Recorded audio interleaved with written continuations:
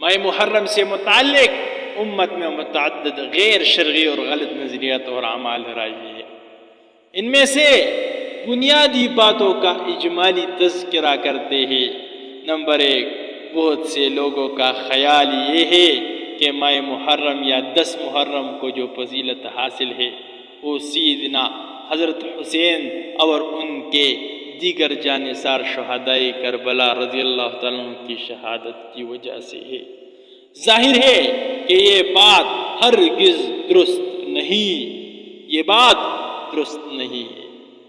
دوسرا، بہت سے لوگ سیدنا حضرت حسین اور ان کے دیگر جانثار احباب رضی اللہ تعالیٰ عنہ کی شہادت کی وجہ سے اس مہینے کو غم کا مہینہ سمجھتے ہیں، جس کی وجہ سے وہ اس مہینے کو غم کے طور پر ہی مناتے ہیں۔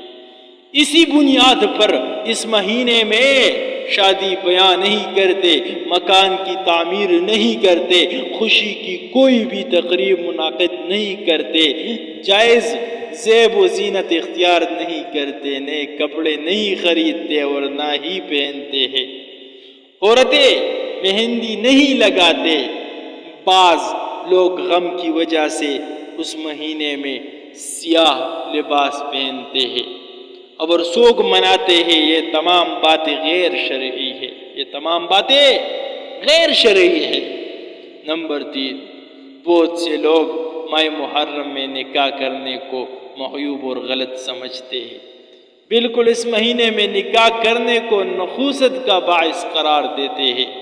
یہی وجہ ہے کہ نکاح کی تاریخ طے کرنے سے پہلے باقاعدہ اس مہینے پر نظر رکھی جاتی ہے کہ اگر کہیں اس مہینے میں نکاح کی تاریخ آ رہی ہو تو بدفعلی اور بدشگونی لیتے ہوئے اسے تبدیل کیا جاتا ہے تاکہ نحوست سے حفاظت ہو سکے اور شادی کامیاب رہے۔ یہ بھی ایک غیر شرعی نظریہ ہے۔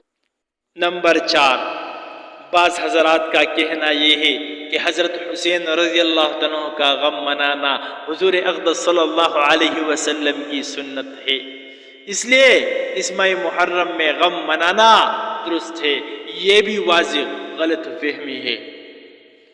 نمبر 5، ماہ محرم خصوصاً عاشوراء کے دن سیدنا حضرت حسین اور دیگر اہل بیت رضی اللہ تعالیٰ عنہ کی شہادت کے غم میں نوحہ اور ماتم کرنے، مرثیے پڑھنے، مجالس منعقد کرنے، بیانات کرنے کا عام رواج ہو چکا ہے۔ یہ تمام کام شریعت کے خلاف ہے۔ نمبر 6، بہت سے لوگ ماہ محرم خصوصاً 9 اور 10 محرم کو سبیلے لگا کر دودھ یا شربت پلاتے ہیں، حلیم، چاول یا دیگر کھانے پکا کر تقسیم کرتے ہیں۔ یہ تمام تر چیزیں بدعات کی زمرے میں آتی ہے جن سے اجتناب کرنا ضروری ہے۔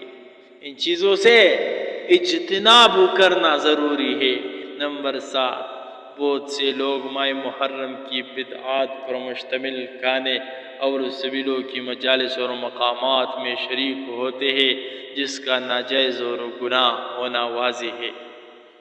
نمبر 8، بعض خطیب حضرات اپنے بیانات میں ماہ محرم سے متعلق منگڑت اور غیر معتبر روایات، واقعات اور عملیات بیان کرتے رہتے ہیں۔ اسی طرح سیدنا حضرت حسین شہدائے کربلا رضی اللہ تعالیٰ عنہ اور واقعہ کربلا سے متعلق بھی خود ساختہ واقعات اور روایات بیان کرتے رہتے ہیں۔ واضح رہے کہ ایسی باتیں شریعت کی نظر میں غلط، ناپسندیدہ اور واجب اصلاح ہے۔ یہ ماہ محرم سے متعلق غیر شرعی نظریات اور اعمال کا اجمالی تذکرہ ہے۔ حضرات، اگر آپ نے ہمارے چینل کو سبسکرائب نہیں کیا تو ہمارے چینل کو سبسکرائب کریں اور ساتھ میں گھنٹی کا بٹن بھی دبائیے تاکہ ہمارے نئی ویڈیو آپ لوگوں کو بر وقت پہنچے۔